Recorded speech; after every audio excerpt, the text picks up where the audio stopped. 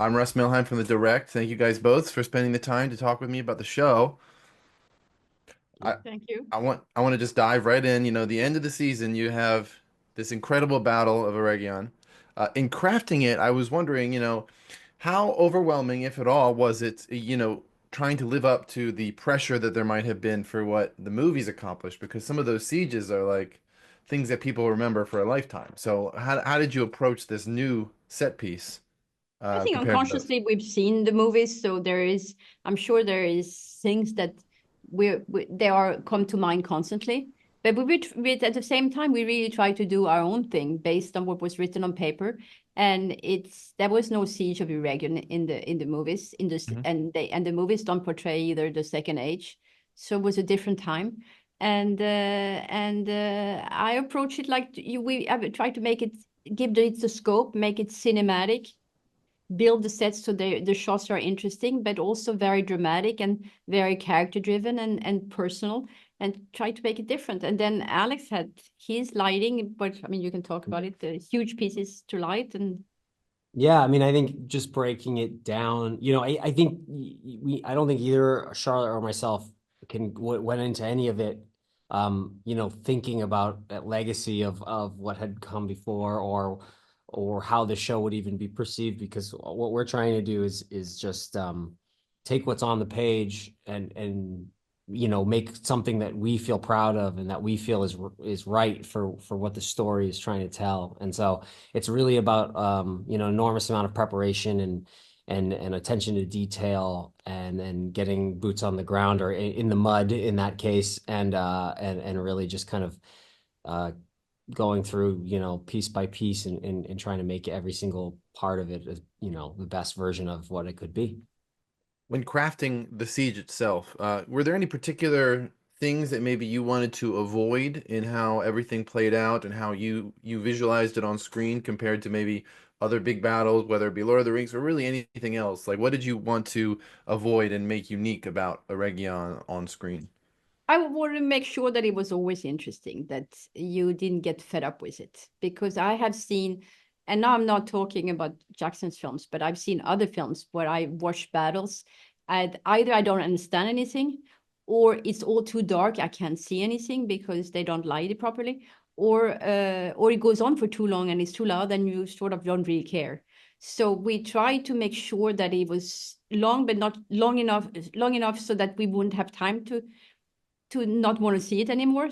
Hmm. So the thing is about cutting it is to always cut away when you want to see a little bit more. So when you just haven't had enough. So that's something that's really important, to make sure that people, you don't, or I mean, how do you say, like, extend your welcome, or is it over? Oh yeah, you don't want to overextend your welcome Yeah, or exactly. stay your I welcome. think I think that's something very important. Yeah. And then it's about finding a perspective, and then make it look as beautiful in muddy but gritty and grim, but also beautiful with these fire lights from the fires, and where we actually can see something and see what's going on, even though it's dark. But I believe that if people have the right TV at home, they actually can see pretty well. Yeah, Yeah. and just something Charlotte would say to us all the time was like, and she said it to myself, she said it to our whole, production team, she said it to the second unit, which is that it's important to not just have a bunch of people hitting each other with swords for the whole time. It's not about that, because action for action's sake does get boring. We've all seen it. We've all seen some really amazing versions of it. And so what do we actually care about as viewers? We care about our characters. And so, you know, making sure the camera was in the right place to see what our individual heroes were kind of going through, Mhm. throughout.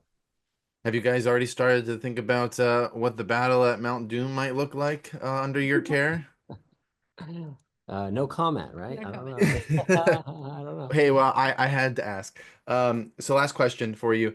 When orchestrating this battle, what was the most unique challenge that you faced, just practically when pulling it off on like on location that you just didn't expect, that kind of came out of nowhere and you were like, oh, I guess I do need to figure that out or I worry didn't about that. expect it that it would be so difficult to shoot in mud, in a lot of mud. And I didn't think mud could be so sticky. that you actually could get stuck in it.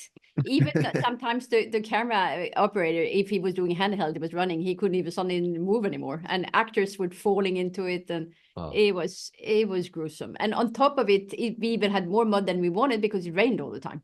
Yeah. And then I had to have all these poor people, because we had some dummies, but we had also a lot of real people that had to lie down in that mud for hours at nights night. and nights and nights on it. And I felt so bad about, and I was like looking at these people that I'm making them lie down in the mud for weeks on the ground.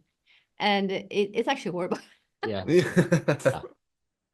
Yeah. But in we the did end, it to ourselves, we but did it, but ourselves. it looks good. I think, you know, I think it adds to the, one thing Charlotte also would tell the whole team is that, you know, you want to feel the elements, Yeah, right? we totally felt them. And we very much felt them. And sometimes when I didn't have time to do a touch up, I said, you can like just lie down here and Yeah. you'll get the vibe. Roll around a little. Yeah.